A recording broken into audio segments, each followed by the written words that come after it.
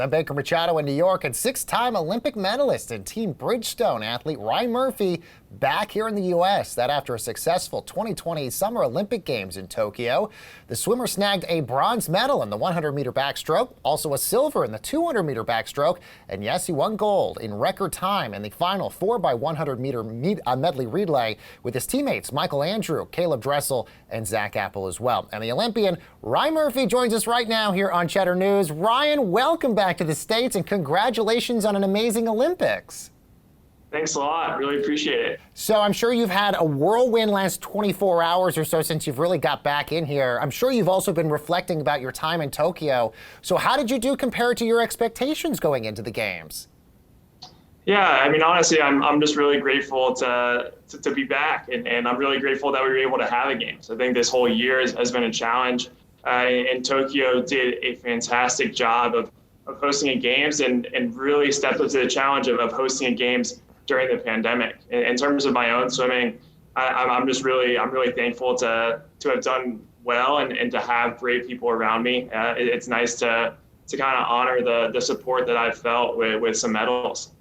Yeah, so let's talk about COVID, because I can only imagine as an athlete preparing for all of this, how crazy that is to basically have to do this during the middle of a pandemic. You said you felt, great with how Tokyo handled things, but did you ever feel not safe there whatsoever?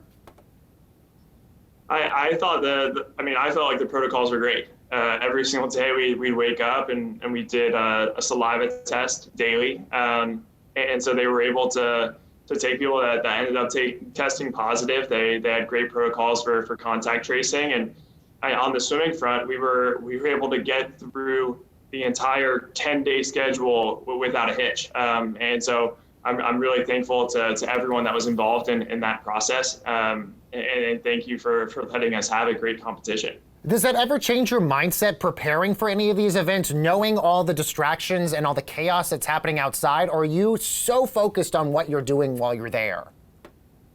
I think that this whole year has brought a lot of different challenges. I was tested every week for COVID, and so waking up and doing a saliva test is not something that was out of the normal for this year. It's become my normal. And in terms of the competition, it's the Olympics. It's easy to focus in on that big dream, that big goal that we've had for so long. I want to ask you about those cardboard beds that were trending like crazy. There were all those stories about what the beds were like in the Olympic Village. Were those beds comfy whatsoever? Because they looked so uncomfortable. Short answer, I don't really know. I brought a mattress topper. I brought my own pillow. So I made sure that I was sleeping great out there, and I'm very thankful that I did that.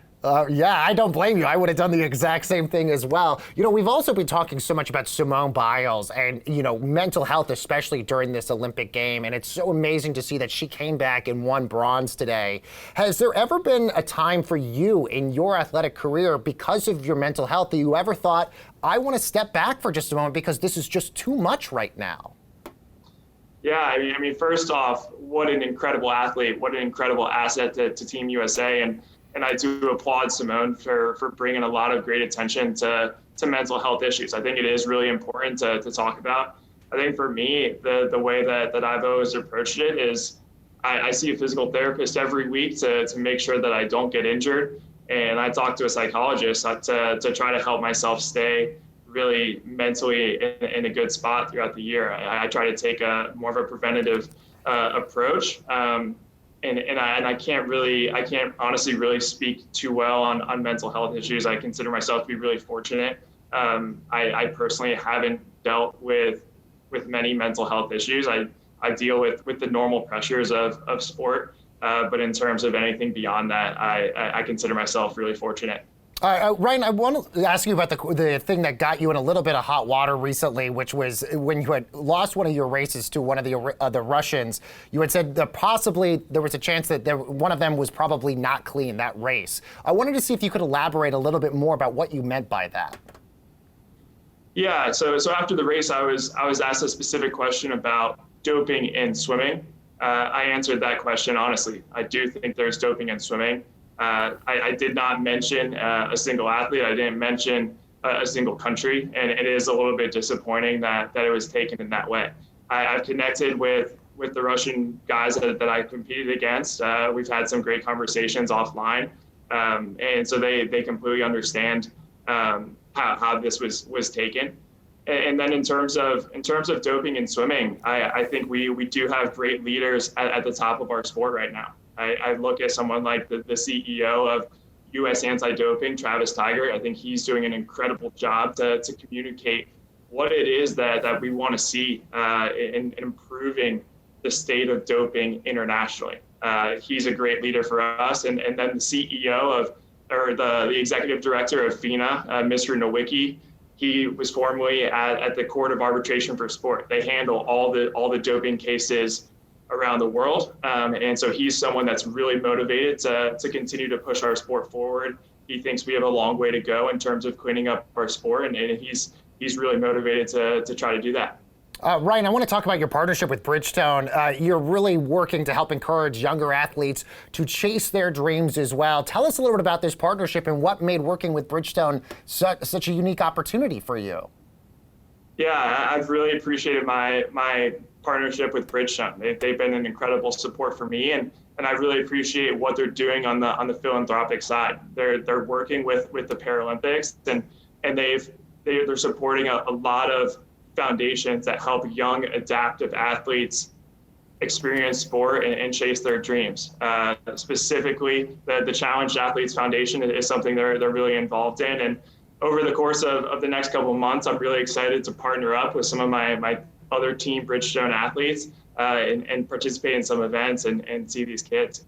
Absolutely. Ryan, you came on Cheddar last summer, and we loved the interview you did with us because you told us that you are really fascinated and obsessed with stocks and companies, and that you check your stocks every night before you go to bed. I'm curious, do you still do that? Were you doing that during the Olympics? And are you interested in crypto now, or is there other things that you're into? Yeah, no, I have to catch up. I wasn't staying on top of it probably the last 6 weeks. So I'm interested to get back into it, to really delve into that hobby. I do find it really interesting, and it'll be interesting to see how everything shifted in the past 6 weeks, if I've got to make some moves in my portfolio and potentially get into something like crypto. I'm not currently in it. I don't really consider myself to know a ton about crypto, but that's definitely something I'm going to be researching over the next couple of weeks. And I know you just came back from Tokyo, and I know it's ridiculous of me to ask this, but are you thinking already about Paris in 2024? Are we going to see you swim again? I'm always looking at the next thing. So coming off the meet, I'm someone where I like to write some notes in my phone right after a meet of things that I thought I did well, things that I think I can improve on.